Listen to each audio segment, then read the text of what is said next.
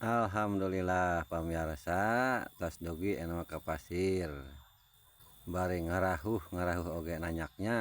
panjang. Alhamdulillah tos dugi anu mah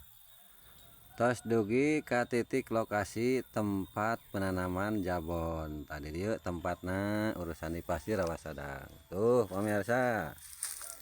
ene teh keur ngalingling ieu penanaman jabon tuh masih kecil minangka gitu tuh aya minangka baranang dicek teh alhamdulillah arayanya mulus tuh kantun aya nama ngarumati nyaangan gitulah mudah-mudahan we masing cepet besar cepet gede masing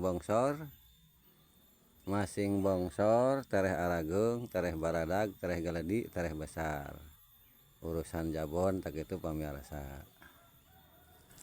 tayanya titik lokasi nate gitu jadi minimal orang inten ngariksakeunana ngecekna kalau wong ka dieu teh ngecek jabon minimal saminggu sekali gitunya minimal 2 minggu sekali mah gitu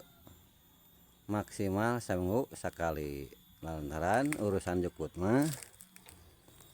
urusan areuy mah tereh gitu aturana tereh panjang tereh malantad areuy mah nya engkena ngarungkup kana jabon gitu tereh luar biasa gitu bangsa areuy mah ngarungkup kana jabon kena jadi kendala we moal tereh agengnya jabona tah eta mah urang intenkeun pamirsa supaya hasil keringat urang teh gitunya minangka ke arah gitu ke betik-betikna ke buahna